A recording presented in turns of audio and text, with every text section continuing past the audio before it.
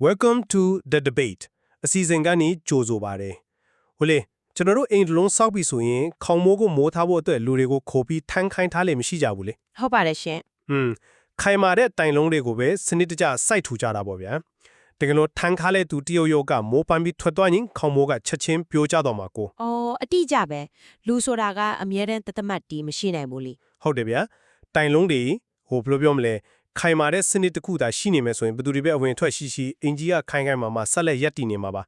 အဲ့ဒီတော့ဒီနေ့ကျွန်တော်တို့ဆွေးနွေးမယ့်အကြောင်းအရာကယနေ့ခေတ်စီးပွားရေးလုပ်ငန်းလက်ပတ်မှုတွေမှာလူသားဝန်ထမ်းတွေနေရာကို AI agent တွေနဲ့အစားထိုးပြီးစနစ်ကိုကြော်တော့ဖြစ်တိစောက်သိမီလားဆိုတဲ့ကိစ္စပဲဖြစ်ပါတယ်ဟုတ်ကဲ့ဒီကိစ္စကိုကျမတို့ The Digital Shift Priority of Systems and AI Agents ဆိုတဲ့အချက်လက်တွေပေါ်အခြေခံပြီးတော့ဆွေးနွေးသွားကြမှာပါမှန်ပါတယ်ကျွန်တော်ရဲ့ဒီချက်ကတော့ရှင်းပါတယ်ဗျာလုပ်ငန်းတစ်ခုရေးရှည်တည်ငြိမ်ဖို့ကုန်ကြစရိတ်တတ်တာဖို့နဲ့ကြီးထွားဖို့အတွက်ဆိုရင်လူသားတွေကိုအားကိုးနေမဲ့အစား AI agent တွေနဲ့ခိုင်မာတဲ့စနစ်တစ်ခုကိုအဓိကထားတည်ဆောက်ရမယ်လို့ကျွန်တော်ယုံကြည်ပါတယ်ကျမတို့ဒီအမြင်ကိုနောက်ကထောက်ကနေချင်းခတ်ချင်ပါတယ်ရှင်စနစ်တရဲ့အရေးပါမှုကိုကျမအပြီးဝလက်ထန်ပါလေဒါပေမဲ့အိမ်တလုံးမှာတိုင်းလုံးတွေရှိုံနဲ့မပြီးဘူးလေမုန်တိုင်းလာလို့ခေါင်းမိုးယူယွင်းထားတဲ့အခါမျိုးဒါမှမဟုတ်မြေအကြီးကျုံဝင်ထားတဲ့အခါမျိုးမှာအဲ့ဒီတက်သားတိုင်တွေကပြဿနာကိုအလိုအလျော့ဖြေရှင်းမပေးနိုင်ပါဘူးလိုက်လျောညီထွေပြောင်းလဲတုံ့ပြန်နိုင်စွမ်းရှိတဲ့ကျွမ်းကျင်မှုအသက်တွေကိုအမြဲသင်ယူနေတဲ့လူသားတွေရဲ့နေရာကို AI ကအပြည့်ဝအစားထိုးဖို့ဆိုတာမဖြစ်နိုင်သေးဘူးလို့မြင်ပါတယ်ကောင်းပါပြီအဲ့ဒီတော့လက်တွေ့မြေပြင်ကအခြေအနေတစ်ခုကိုအရင်ဆုံးကြည့်ရအောင်ဗျာဟိုစီးပွားရေးလုပ်ငန်းရှင်တရားအလုပ်တွေအလွန်ပိန်နေတဲ့အချိန်ကိုစဉ်းစားကြည့်ပါတော်တော်ခေါင်းခက်ရတဲ့အချိန်ပါဟုတ်တယ်အလုပ်တွေများလွန်းလို့ဝန်ထမ်းတွေထက်ခံဖို့စဉ်းစားတဲ့အခါအဲ့ဒီဆုံးဖြတ်ချက်ကလက်တွေမှာအင်မတန်လက်ပေါက်ကတ်တဲ့ကိစ္စပါဘာကြောင့်လဲဆိုတော့ဝန်ထမ်းတစ်ယောက်ကိုအလုပ်စဝင်နေနေ့ကစားပြီးမိမိလုပ်ငန်းရဲ့လေပတ်ပုံရန်ရာတွေကိုအဆအဆုံးနှီးပါပြန်လဲတင် जा ပေးရလို့ပါပဲအလုပ်ပြီးနေတဲ့အချိန်မှာဒီလိုတင် जा ပေးဖို့အချိန်ပြန်ပေးရတာဟာလုပ်ငန်းရှင်အတွက်တကယ်ဝန်ထုတ်ဝန်ပိုးပါဗျာဒါပေမဲ့အဲ့ဒါကရှောင်လွှဲလို့မရတဲ့ကိစ္စလေဟုတ်ပြီမဲ့အဲ့ဒီလောက်အချိန်ဒီငွေကြေးတွေရင်းနှီးမြှုပ်နှံပြီးတင် जा ပေးလိုက်တဲ့ဝန်ထမ်းကလပိုင်းရက်ပိုင်းလောက်ပဲလက်တွဲပြီးအလုပ်ထွက်သွားမှဆိုရင်ကောလုပ်ငန်းလေပတ်မှုကြီးတစ်ခုလုံးရပ်တန့်သွားနိုင်ပါတယ်အဲ့လိုချိန်ဒီမျိုးကတော့တော်တော်ဆိုးပါတယ်ဒါကြောင့် AI agent တွေကိုသုံးပြီးစနစ်ကိုအရင်ဆုံးပုံဖော်ရမယ်လို့ကျွန်တော်ဆိုလိုတာပါစနစ်ထားရှိရင်အဲ့ဒီဖြတ်တာမရှိတော့ဘူးလေရှင်ပြောတဲ့ဝန်ထမ်းအသစ်ခန့်ရတဲ့အခက်အခဲကိုကျမသဘောတူရတယ်အချိန်ကုန်တာမှန်ပါတယ်ဒါပေမဲ့လေ AI စနစ်တစ်ခုတည်ဆောက်တာကတော့အခက်မှတ်ရနေတာမှမဟုတ်တာဟုတ်ကဲ့ဒါကတော့ရှိမှာပေါ့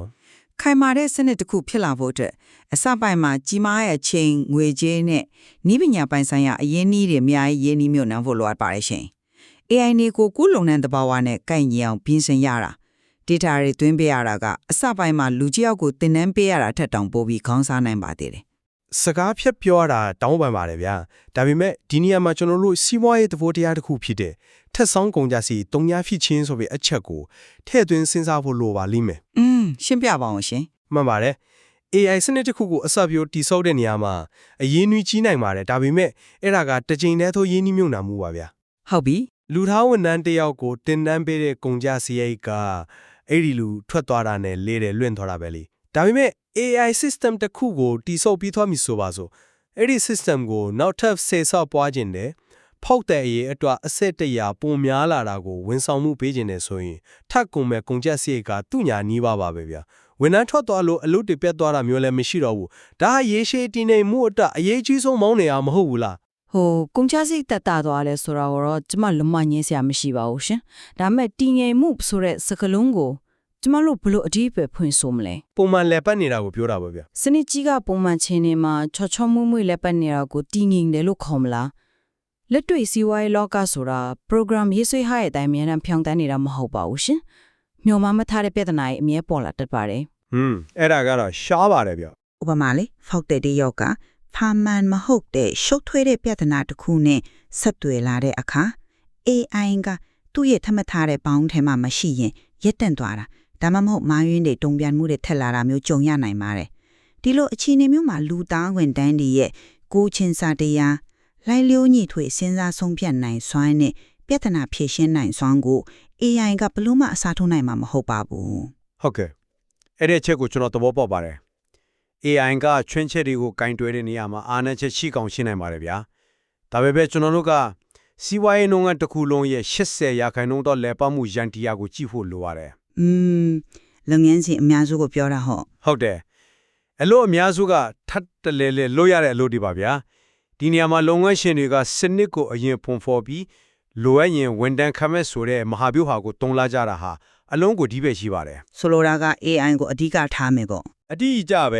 အခြေခံလက်ပတ်မှုအားဆုံးကို AI agent တွေနဲ့အလုပ်လုပ်ခိုင်းမယ်ခမားပြောတဲ့ရှုပ်ထွေးတဲ့ချွင်းချက်ပြဿနာလောက်ကိုသာဖြေရှင်းဖို့အတွက်လူသားအနေငယ်ကိုပဲထားရှိမယ်ဆိုတဲ့သဘောပါ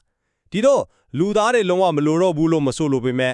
ရင်ကားလိုလူသားတွေကြီးပဲပြည့်နှက်နေတဲ့လုပ်ငန်းခွင်မျိုးဟာအမြန်ဆုံးပျောက်ကွယ်သွားတော့မှာပါ ကောင်းပါပြီရှင်က80ရာခိုင်နှုန်းသောလုပ်ငန်းစဉ်တွေအကြောင်းပြောလာလို့ကျမကြီးချက်ကိုနည်းနည်းထပ်ချက်ချင်ပါတယ်ရှင်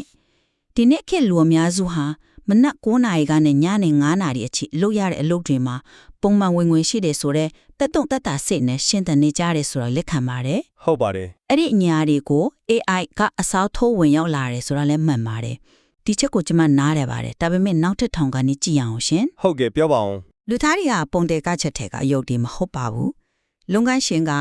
ဝန်ထမ်းကိုတစ်သက်လုံးခေါ်မထားဘူးဆိုတာမှန်တယ်လို့ဝန်ထမ်းတွေကလည်းသူများအလုပ်ကိုတစ်သက်လုံးလုံးနေမှာမဟုတ်ဘူးဆိုတာကိုကျမတို့မေ့ထားလို့မရပါဘူးရှင်သူတို့ဟာ AI ရဲ့ချင်းချောက်မှုကိုတိလာတာနဲ့အမျှကိုယ်တိုင်ပြောင်းလဲဖို့ကြိုးစားလာကြပါသည် ဟောပြောင်းလဲဖို့ကြိုးစားတယ်ဆိုပေမဲ့ဗျာလက်တွေ့မှာတော့ဘယ်လောက်မြန်မြန်ဆန်ဆန်ပြောင်းလဲနိုင်ကြလို့လဲလုပ်ငန်းရှင်တွေဆိုတာလုပ်ငန်းလက်ပတ်ဖို့တဲ့အလွယ်ကူဆုံးနဲ့အထီးအောင်ဆုံးနီးလန်းကိုအမြင်လက်ရှာဖွေနေကြဆိုလေ ဒါပေါ့ရှင် သူတို့အတွက်တက်လွယ်ကူပြီးအလုပ်ဖြစ်ဖို့ကအဓိကပဲလူတစ်ယောက်ကသူ့ရဲ့ကျွမ်းကျင်မှုကိုမြင့်တင်ဖို့အချိန်6လတနက်ယူရမယ့်အချိန်မှာ AI ကချက်ချင်းအလုပ်လုပ်ပြီးနေပြီဗျာပြန်ဆိုင်မှုပြင်းထန်တဲ့ခက်ကြီးမှာလုပ်ငန်းရှင်ကလူတွေပြောင်းလဲလာမယ့်အချိန်ကိုစောင့်နေမှာမဟုတ်ပါဘူး ချင်းပြောရဲ့အချင်းကနာတင်စကရစိတ်ဝင်စားစရာပါလုပ်ငန်းရှင်ကမဆောင်နိုင်ဘူးဆိုတာမှန်ပါတယ်ဒါပေမဲ့လူသားတွေရဲ့တင်ယူမှုအရှိန်အဟုန်ကလည်းအရင်ခေတ်ဒီကလိုနေခွင့်မနေတော့ပါဘူးရှင်ဒီဘက်ခေတ်မှာ online တင်တန်းတွေကအလွန်ကိုပေါ်များနေပါပြီ ဒါကတော့ဟုတ်တယ် လူတိုင်းဒီမှာမိမိတို့လိုအပ်မဲ့ကျွမ်းကျင်မှုအသစ်တွေကိုအလွယ်တကူတင်ယူနိုင်နေကြပြီလေသူတို့ကရိုးရှင်းတဲ့လုပ်တွေမှာရက်တက်မနေတော့ပဲပုံမမြင်မာတဲ့စီမံခန့်ခွဲမှုတီထွင်ဖန်တီးမှုနဲ့မဟာဗျူဟာမြောက်စဉ်းစားတွေးခေါ်မှုတွေစီကိုအလျင်မြန်ကူးပြောင်းလာကြပါတယ် AI ကတတ်မှတ်ထားတဲ့အလုပ်ကိုမြင်မြန်လုပ်ပေးနိုင်ပြီမဲ့စီးပွားရေးလုပ်ငန်းကိုတော့နောက်ထပ်ဈေးကွက်သစ်ဘယ်လိုရှာမလဲထို့ကုန်သစ်ဘယ်လိုဖန်တီးမလဲဆိုတဲ့နေရာမှာတော့ဒီလိုစွမ်းရည်အသစ်တွေရထားတဲ့လူသားတွေကိုမိဖို့အဝေးကြီးလိုပါသေးတယ် ခမရဘာကြောင့်ဒီလိုမြင်လဲဆိုတာကိုကျွန်တော်နားလဲပါတယ်ဒါပေမဲ့ကျွန်တော်ကိုရှုထောင့်တစ်မျိုးနဲ့ပြန်ဆွေးနွေးခွင့်ပြုပါဗျာလူသားတွေကကြွားကျင်မှုအသစ်တွေတင်ယူပြီးပုံမြင့်မာတဲ့နေရာတွေစီတွားကြမယ်သူများအလုပ်ကနေခွဲထွက်ပြီးကိုယ်ပိုင်လုပ်ငန်းတွေလုပ်လာကြမယ်ဆိုတာဒီအားလုံးမှန်ပါတယ် ဟုတ်ကဲ့ ဒါပေမဲ့အဲ့ဒီလိုညံရည်ထဲမဲ့တဲ့လူသားတွေကသူတို့ရဲ့ကိုယ်ပိုင်လုပ်ငန်းသစ်တွေကိုစတင်လဲပတ်တဲ့အခါဘာကိုပြန်သုံးမလဲဆိုတာတေချာစဉ်းစားကြည့်ပါဦး သူတို့ရဲ့တီထွင်ဖန်တီးမှုစွမ်းရည်ကိုသုံးမှာပေါ့ရှင် တီထွင်ဖန်တီးမှုအတွက်ကမှန်ပါတယ်ဒါပေမဲ့သူတို့လုပ်ငန်းရဲ့အောက်ချင့်လဲပတ်မှုရန်တရားတွေအတွက်ရောအရင်ကသူတို့လုပ်ခဲ့မှုတဲ့ဝန်ထမ်းအများကိုပြန်ပြီးခါပါမလားလုံးဝခါမမိုးပါဘူး အဲ့ဒါကတော့ သူတို့ကိုယ်တိုင်ကနေပညာကိုနားလေတဲ့သူတွေဖြစ်တဲ့အတွက်အချိန်ကုန်ငွေကုန်တက်တာစေမဲ့ AI agent တွေနဲ့စနစ်တွေကိုပဲသူတို့လုပ်ငန်းရဲ့ကြောရောခပ်ပြီးပြန်လဲအသုံးပြုကြမှာအသေးကြပါပဲအလုပ်ရှင်နေရာကိုရောက်သွားတဲ့အခါမှာလဲလုပ်ငန်းလက်ပတ်ဖို့တက်တာလွယ်ကိုအလုပ်ဖြစ်ဖို့ကိုသာအဓိကတွေးကြမှာပါပဲ တကယ်ကိုစဉ်းစားစရာပါပဲရှင်ပြောသလိုကိုယ်ပိုင်လုပ်ငန်းဖန်တီးနေတဲ့လူသားတွေကိုယ်တိုင်က AI ကိုပဲသူတို့ရဲ့အောက်ခြေမှာပြန်သုံးကြလိမ့်မယ်ဆိုတဲ့အချက်ကိုကျွန်မသဘောတူပါတယ်ရှင်ဒါပေမဲ့အဲ့ဒီအချက်ကပဲကျွန်မရဲ့ယက်တိချက်ကိုပိုပြီးခိုင်မာသွားစေတယ်လို့မြင်ပါတယ် ဘလို့ဖြစ်လို့လဲဗျ ဘာကြောင့်လဲဆိုတော့ AI နဲ့စနစ်ဆိုတာနောက်ဆုံးမှာကိရိယာတတ်သက်ပဲဖြစ်သွားလို့ပါရှင်လုပ်ငန်းရှင်တွေကသူတို့ရဲ့အောက်ခြေလုပ်ငန်းစဉ်တွေကို AI နဲ့ကင်တွယ်ဖြည့်ရှင်းကြမယ်ဒါပေမဲ့ဈေးကွက်ထဲမှာအဲ့ဒီလို AI သုံးထားတဲ့လုပ်ငန်းပေါင်းရထောင်ချီရှိလာတဲ့အခါဘယ်လုပ်ငန်းကအောင်မြင်မလဲဆိုတာကိုအဆုံးအဖြတ်ပေးမှာက AI စနစ်မဟုတ်တော့ပါဘူး ဆိုလိုချင်တာက ဆိုလိုချင်တာကစနစ်တိုင်းကအတူတူပဲအလို့လို့နေကြတဲ့အချိန်မှာအဲ့ဒီစနစ်တွေကိုဘလို့ပုံစံမျိုးကွဲအောင်အသက်သွင်းမလဲဖောက်သေးတွေရဲ့မျိုးမှန်းထားတဲ့ပြောင်းလဲမှုတွေကိုဘလို့လမ်းကြောင်းသစ်ဖော်ဆောင်မလဲဆိုတာကိုစဉ်းစားပေးမဲ့သူကလူသားတွေပါပဲရှင်။ online သင်တန်းတွေကနေစဉ်ဆက်မပြတ်လေ့လာသင်ယူနေတဲ့လူသားတွေရဲ့ဉာဏ်ရည်ဉာဏ်သွေးဟာအဓိကရှင်ပြိုင်နိုင်စွမ်းဖြစ်လာမှာပါ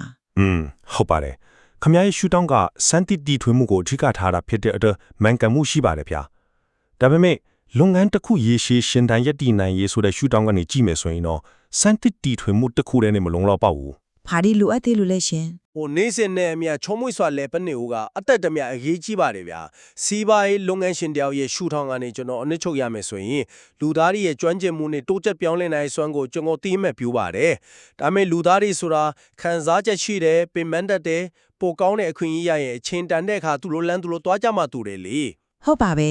အဲ့ဒီတော့လုပ်ငန်းတစ်ခုနေရှင်လဲပတ်ဖို့အတွက်အဲ့ဒီလိုအဝင်အထွက်များတဲ့လူသားတွေအပေါ်မှာအပြည့်အဝမိခွန်နေလို့မရပါဘူး AI agent တွေနဲ့တိစောက်ထားတဲ့ခိုင်မာတဲ့စနစ်တစ်ခုရှိခြင်းပါသာလုပ်ငန်းရှင်ကယုံကြည်စိတ်ချရသောအမှခန့်ချက်ထပါတယ်လူတွေပြောင်းလဲသွားပေမဲ့စံတတိထွင်တွေထွက်သွားရင်တောင်းမှစနစ်ကတော့မြေနှံအခိုင်မှာကြံရင်နေမှာဖြစ်လို့ကုန်ကြစည်ရေးနဲ့တည်ငြိမ်ရေးအတွက်စနစ်ကိုဦးစားပေးတဲ့မဟာဗျူဟာဟာအကောင်းဆုံးဖြစ်တယ်လို့ကျွန်တော်အခိုင်အမာယုံကြည်ပါတယ် အဲ့ဒါနဲ့မတူပါဘူးနေ့စဉ်နဲ့အမျှပြောင်းလဲနေတဲ့လူဖွဲ့စည်းမမျော်လင့်ထားတဲ့ပြဿနာတွေကိုရင်ဆိုင်ရတဲ့အခါတောင့်တင်းတဲ့စနစ်တွေကကျိုးပဲသွားတတ်ပါတယ်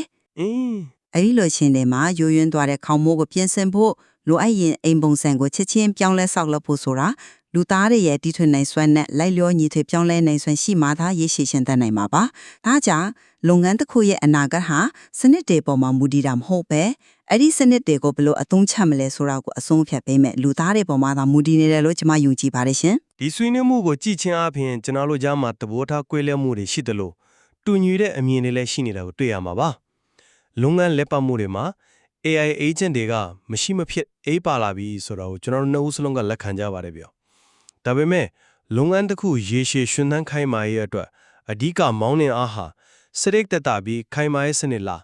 ဒါမှမဟုတ်အမြဲပြောင်းလဲတင်ယူနေတဲ့လူသားတွေရဲ့စွမ်းရည်လားဆိုတဲ့အချက်အပေါ်မှာတော့ရှုထောက်ကွဲလွဲမှုတွေရှိနေစေဖြစ်ပါတယ် မှန်ပါတယ်ရှင်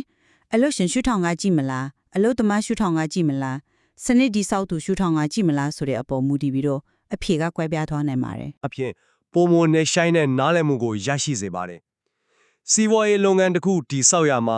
မိမိရဲ့အင်ဂျီခိုင်မာဖို့အတွက်ခိုင်ခန့်တဲ့တိုင်လုံးတွေအဖြစ် AI စနစ်တွေကိုပဲအဓိကတည်ဆောက်သွားမလား